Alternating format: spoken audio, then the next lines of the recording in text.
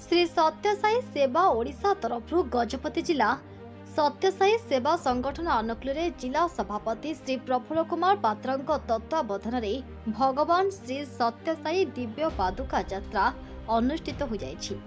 एथिरे स्थानीय तहसीलदार श्रीजुक्त हरिचंद्र प्रधान मुख्य अतिथि भाव जोगदे पादुका यात्रा रथ को उद्घाटन करथिले। स्थानीय हिलटॉप महाविद्यालय ठारू रथर शुभारंभ होई समग्र मोहन नगर परिक्रमा होइतिला। सहरर विभिन्न स्थान में भक्तवृंद बाबा चरण स्पर्श पूर्वक आनंदरे विभोर हेबार देखिबाकु मिलिला। एही यात्रा रे पारलाखेमुंडी श्री सत्यसाई सेवा समितिर श्री सुदर्शन महाराणा, जिला सेवादल संयोजक डॉक्टर सुनासिर मिश्र, समिति संयोजक रथ सारथी रूपे बलांगीर जिलार सुसज्जित बालेश्वर जिलार सचिदानंद भाई तथा मोहन सेवा संगठन मोहना सेवा संगठन तरफ अध्यापक भगवान बिश्वई एवं एस रमेश, भिकारीचरण बेहेरा, उदय साहू, सकाल अनुष्ठान संयोजक संतोष गौड़, श्यामसुंदर बेहेरा, शिवराम बेहेरा, देवाशीष दलाई, यू नारायण पात्र, सुभाष वर्धन, जगन्नाथ गुरुजी, चंदन पाणिग्राही प्रमुख कार्यक्रम को सहयोग करथिले।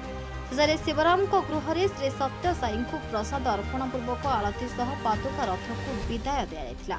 गजपति मोहनार मनमथ मिश्र रिपोर्ट, टाइम्स ओडिया। दिव्य पादुका जो नगर परिक्रमा होचे आ ऊपर आपण कोन कहिबे?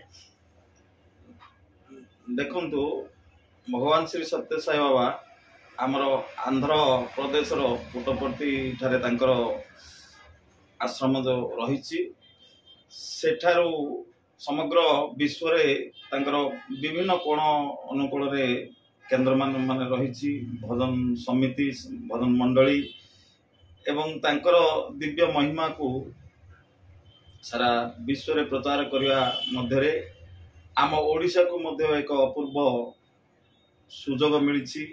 दीर्घ 565 दिन रे आज आमर गजपति जिला श्री सत्यसाई संगठन आनुकूल्य रे आम मोहना ठारे तांकर दिव्य पादुका रथ पहुंची। तार यात्रा अवसर रे आम आज मोहनार एई अंचल रे समस्त ठारे तांकर कृपा प्राप्त समस्ते करंतु या एई यात्रार उद्देश्य एवं तांकर निज पाद पद्म को जो पादुका पर से थोइतिले रखिथिले से पादुका ही आसीछि। तेणुकरी समस्ते किभଳି अधिकरु अधिक एठाकार जनसाधारण ताको स्पर्श करी दिव्य कृपा प्राप्त हेबे से अर्थ रे हमर जिला गजपति जिला सभापति महोदय श्री प्रफुल्ल पात्र महोदय मध्य आम गहन अच्छी। डॉक्टर सुनासिर